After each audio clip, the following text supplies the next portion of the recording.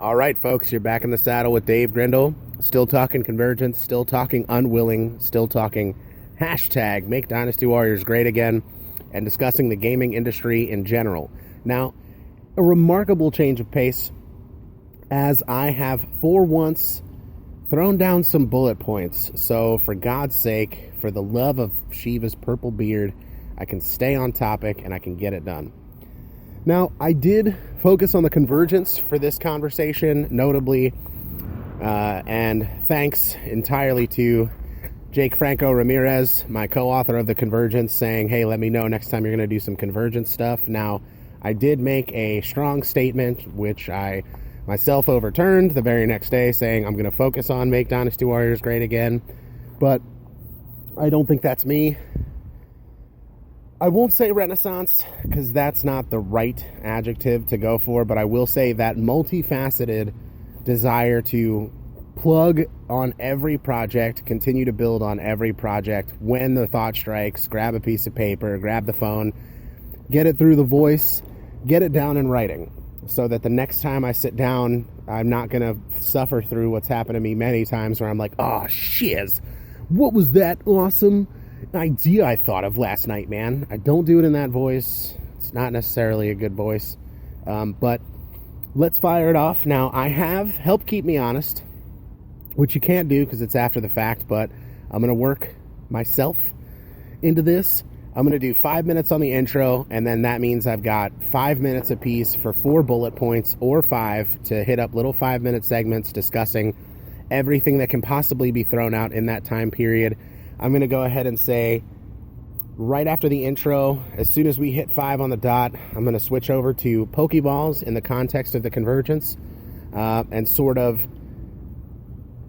nailing down what the deal is, what they're used for, the purpose of this scaling upwards in cost and effectiveness of Pokeballs from your basic red and white all the way up through the Master Ball.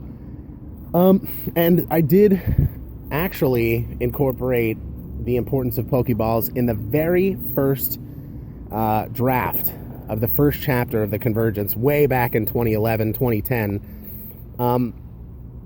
But so that's going to be Section 1. Section 1 is going to be Pokeballs. Section 2, which I might not need 5 minutes for, but give me that time to elaborate on it fully and start talking about the context of what Pokeballs, what capturing ability means to different groups throughout the context of the Convergence. Section 2, I'm going to go ahead and start talking about battles, and not just your weird people waiting in the grass to make eye contact with you kind of battles, but the context of friendly matches, training matches, ranked and league matches, and of course death battles and team matches throughout the Convergence in the context of, you know, what Pokemon get down to in the story. Section 3, I did want to give 5 minutes just to discuss the Navy in its purpose, its entirety. Well, God knows not the entirety, but we'll break down the power structure. We'll break down the tasking, both pre-invasion and during the invasion. And I think Section 4, we're going to talk about plasma. We're going to talk about plasma and just sort of how, we did talk a while back about the malevolent force that's behind the invasions of the Pan American Union and Unova. Well, okay.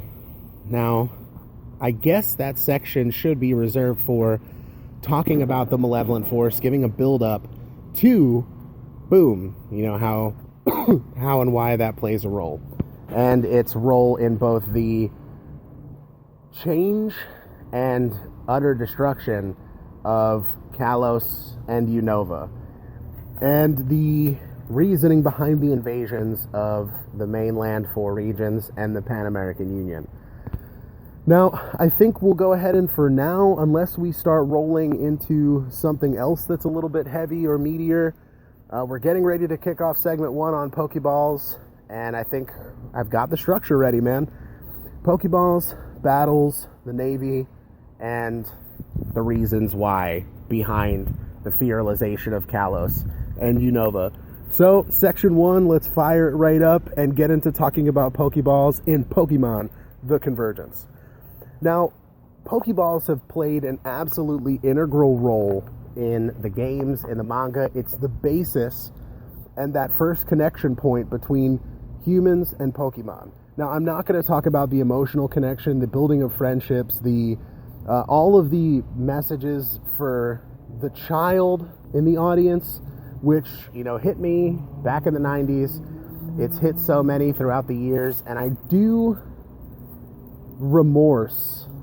I don't know if you can use remorse as a verb, but I do feel remorse for the kids out there that didn't essentially get the anime Pokemon that I got in the original series. But, that iconic flipping of the cap, the toss of the Pokeball, the flash of red light, and the capturing of the Pokemon, mixed with taking a Pokeball off your hip when you're about to get into it with another trainer, throwing it, your Pokemon blasts out, your Pokeball then comes back to your hand. Really looking at that in the context of the convergence, I wanted to make it a realistic experience. Now, if it was, I think that trainers are issued hey, it might be a little bit like a Pip-Boy, but, the watch that contains your Pokegear, your sort of interaction point for your inventory, which could just be an electronic tracker for your Pokemon inventory, distributed by X company, Silphco, right? We've got the means already in the story, but in the Convergence pre-war, Pokeballs are as important as they are in every other medium of the Pokeverse. In the Convergence, I wanted to have it where a Pokeball essentially converts a living being into a digital package. And it's sort of served as, looking at a Pokeball and its operation, that's extremely high-level molecular manipulation that happens to put a Snorlax inside of a Pokeball. The deconfiguration at the atomic level to reconstitute something into a floating digital save, a memory of itself, is very advanced in this pool of otherwise non-crazy impressive technological capability in the Pokeverse. But I think it definitely, the Pokeball is a stasis field, which allows then the deconstruction of Pokemon, and that is what allows them to pause their condition as far as their health, their consciousness, their status, their injuries, where your Pokemon is beaten, it's cut, it's bloody, it's burned, it's taken sufficient traumatic damage to its body through this very physical, aggressive combat with other powerful combat-bred Pokemon life forms. You throw the Pokeball or return it to the Pokeball to save its state. Now, the fact that death battles are a thing means that when your Pokemon dies, if you put it in a Pokeball, it'll stay in that Pokeball. But when you bring it back out, it's dead. Now, I suppose if I threw a Pokeball at a 1-day-old fresh little Munchlax or any baby Pokemon, if I took it out in 100 years, it would still be a baby Pokemon because it is paused in its state. Now, the effectiveness, I think, in the Convergence context of scaling up in the price of Pokeballs is because Pokeballs, as they are basic models, only essentially save their state to a certain degree. Like, let's say, scaling that will just be its effectiveness at capturing new Pokemon, because the initial deconstruction into digital form is the most difficult part, because it has to analyze its construct, its size, its physical properties, its mental state, and it has to deconstruct this Pokemon for the first time, which is why the ball rolls. It's sort of a struggle. It's up in the air. So if you want a more powerful engine, a more powerful computer system in that Pokeball to effectively wrangle a new catch, then spend out of pocket a little bit more until you get to the higher levels up to a Master Ball, which is without fail. keeping to the construct, we're going to hop right over into battles.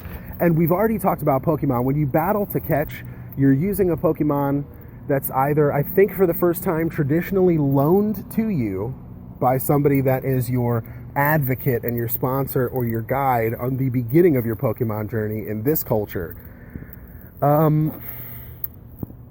You use your Pokemon, which you begin immediately, almost like having a new baby or having a new pet in the real world.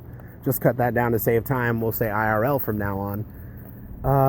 You need to immediately start battling with your Pokemon, hand feeding your Pokemon, training them on their name, which just like there's thousands of years of techniques on that IRL, so there is, pardon me, in the Pokeverse. Now, I think when it comes to friendly battles and training battles, obviously non-regulated, but the minimum age to enter the league is 10 years old, which flies right in with the format that's already there in the beginning of the Pokemon journey. But at 10 years old, you get to activate your Pokegear rig on your wrist, Pokeboy wrist unit, and there would be a great point through also scanning the biometrics of your Pokemon. You can tell the level, you can tell its acuity, its skill areas, and its general level, but without having a numeric level attached to it. But then entering ranked battles, when you begin either a training match, now you don't have to record your training, obviously, but for friendly battles, ranked battles, when somebody says, yes, dude, let's go, you're a trainer, ! I got you. Whatever context the battle comes in, whether it's local, a circuit match based on your league or your region, or your league and the pursuit of gyms, the pursuit of the Elite Four for your region, you have to activate that and record that battle. Now, you might just be recording the activity data that your Pokegear senses within like a 50-yard radius, and that helps the outcome, but also I think it's just a matter of W's and L's. So it sort of records your history of wins and losses, and that allows you to in turn incrementally challenge gyms that have different battle requirements, different victory requirements. Like imagine not being able to go to a gym because they're a water type gym, but in the Convergence, I really don't like that. I really didn't like the elementally based gyms. I just wanted the strongest trainers of each region to assemble in a common hall. And you're battling very diverse, powerful, and engaging teams across the board. Throw a randomizer on the story that already exists and you have what I'm talking about. I really think that being the fact that all these towns are scaled up, I think the towns that don't have a gym are towns that are based in other mediums of Pokemon appreciation. Now, even if you had Pallet Town being the quiet town of new beginnings, it's sort of like that is an area that traditionally spawns champions, but those champions, like, they're wanderers. That's what Pallet Town's rep is. But those battles are hardcore, man, and I don't think I've wasted the time in this 5-minute segment, but death matches are the only thing I really hadn't talked about, and that's very serious. It is outlawed, but I want to say it is outlawed on paper, but it's when it happens for profit, it's a problem. But due to tradition and the violent history that most of us have in our cultures and our past and our heritage, Pokemon duels to the death are not, you can't be arrested for it, but there can't be any money involved. Essentially, if it's a matter of pride, it can go down like that. Now, there are many rules concerning dueling to the death. Having a ranked match, you have to have both medical equipment, potions. You have to have a requisite number, a set number of potions to be able to take place in them so that nobody accidentally dies. And you have to have enough Pokeballs to take care of business with that. And we'll get back to that on for now as we hit the 15-minute mark to the Navy. Now, the Navy came about based on my own experience in the United States Navy, but this is not a seaborne military thing. It's not a maritime institution. The NAVE, Navy, is the mainland armed forces. I mean, Jodo, Kanto, Sinnoh, and Hoenn essentially formed a bond at the governmental and military level to be able to join together as one, never have regional interconflict after the war 100 years ago. And the Navy grew from a military organization into what might be rivaled by the United States Navy's construct today, where it's about education, it's about training, it's about knowledge, it's about wisdom, it's about tactical, because they do, through tradition and smaller conflicts and tensions throughout all of these decades that have went by, it has become about being a protection force for the regions.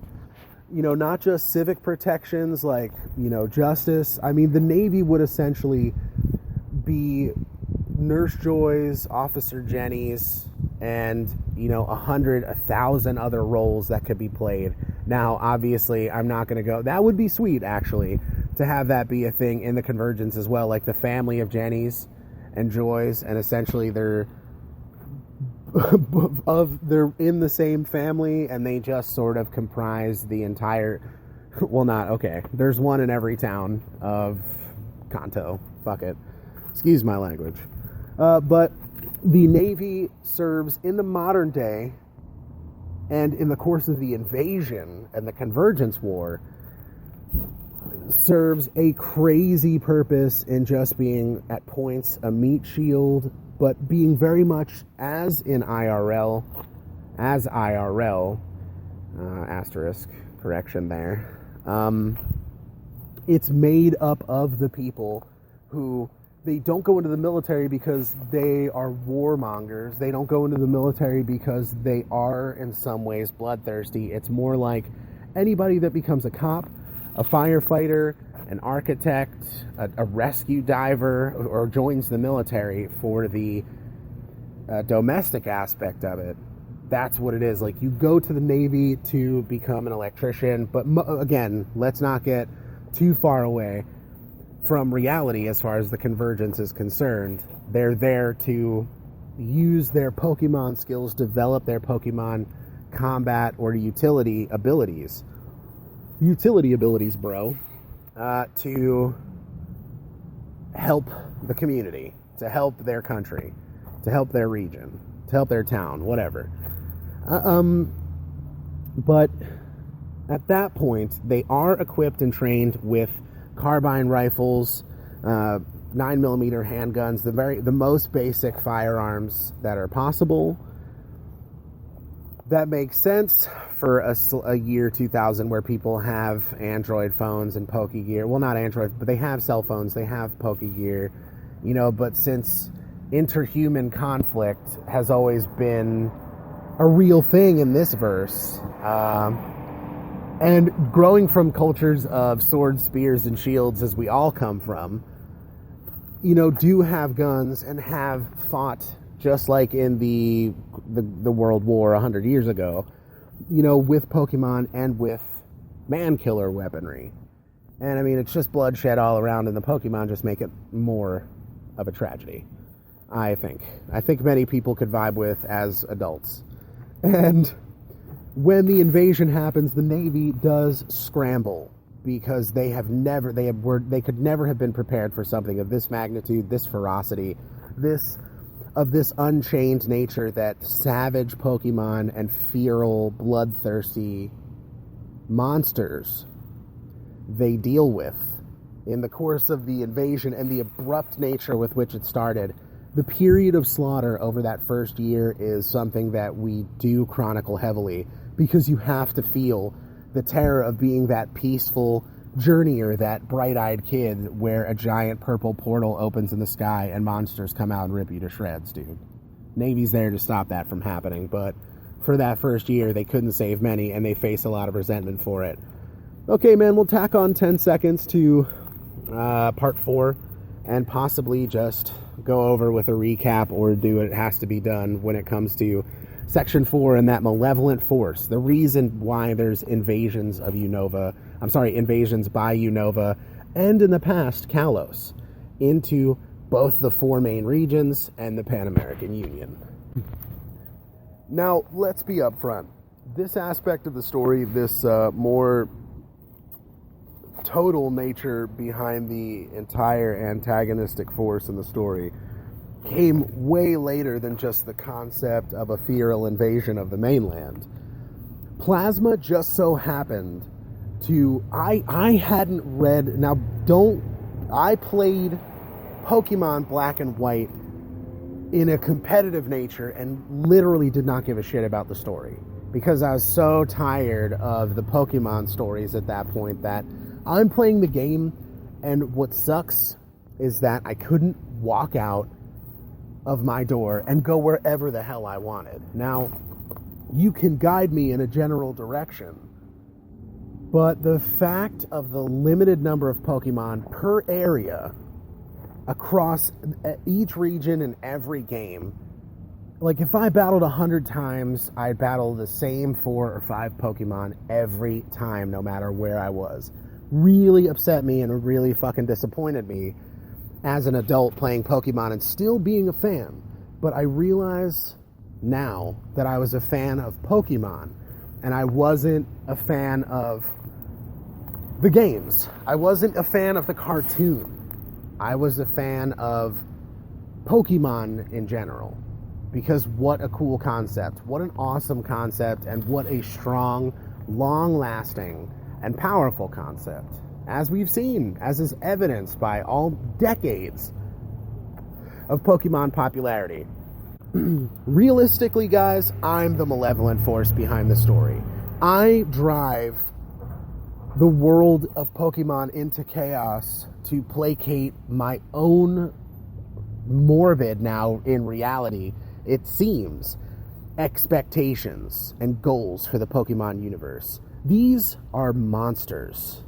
They are creatures built with the abilities to do damage to one another. Now, there are so many Pokemon that span the entire crazy spectrum, from minuscule, cute, and cuddly on up to truly terrifying. I mean, if a Tyranitar was, for some reason, on the outskirts of your town or village 500 years ago, and all of a sudden went nuts, you were fucking dead. You're dead, dude. Now, if a bunch of Jumpluffs start hopping around and, start sprinkling some pollen and spores that you guys aren't, ready for, I mean, you could still maybe survive. There could be some deaths due to allergens, but, I mean, isn't that such a crazy and sidebar-esque,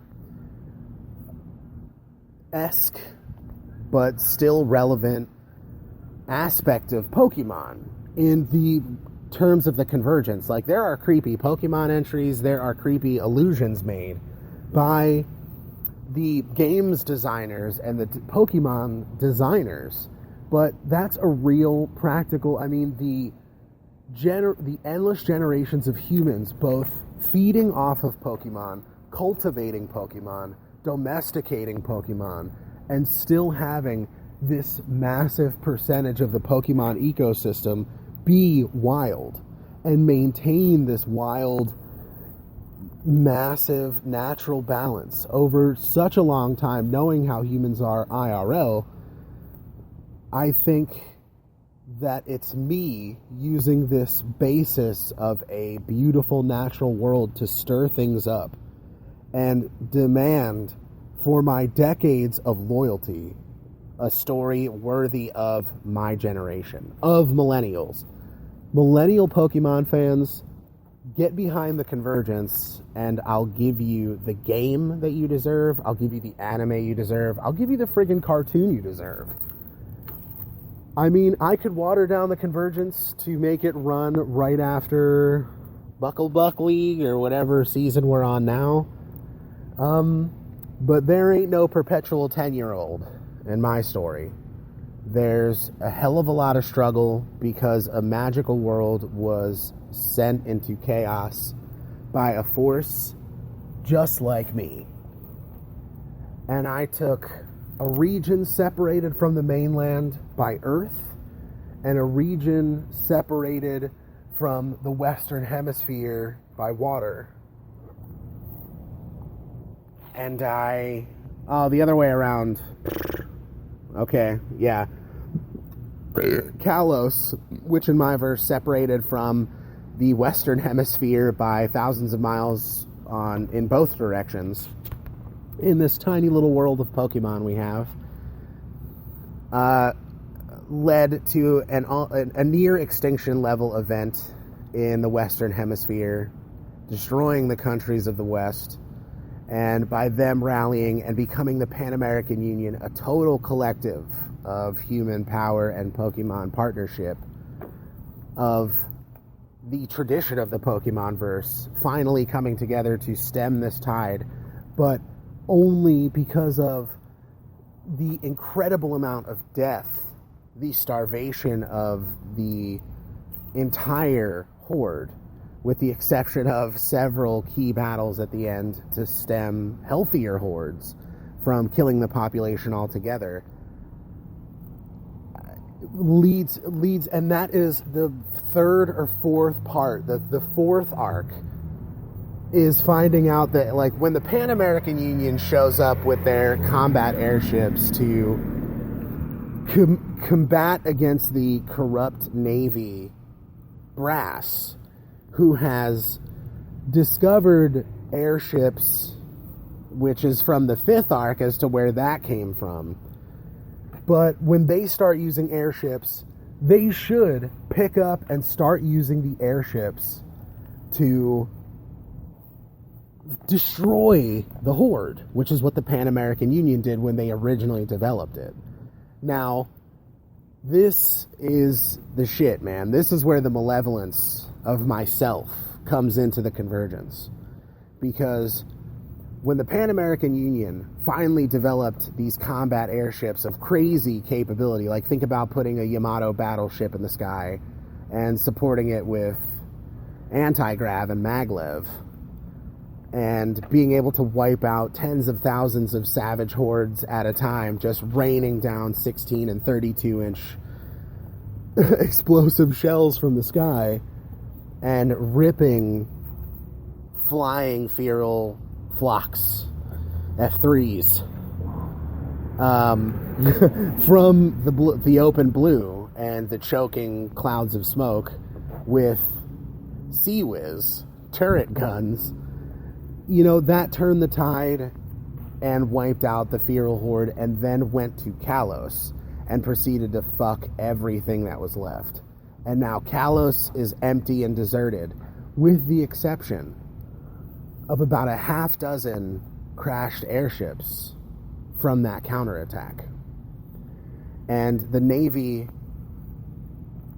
almost as when Hitler got really into the occult during World War II, as he was doing conventional warfare and doing well, the Navy, who in this period of stalemate, the reason why there's a stalemate and people aren't taking their land back and are just sort of at odds with these ferals that occupy zoned out areas of these maps, because the Navy can't take back control. The reason why it's a stalemate is because so many resources are being poured by the Navy brass to investigate Kalos, recover those airship parts and intel to build more, and drain all of their resources, which could be put toward clearing out the shit. The brass plans to use these airships and these weapons to instead abandon the regions, the four main regions, and relocate to the Pan American Union and seize control, not knowing that the Pan American Union is leagues ahead of them and has no knowledge of the four regions. So when these ships start coming online, the Pan American Union finds out about the whole situation and comes in to help the people of the 4 regions and fuck the Navy up at its head.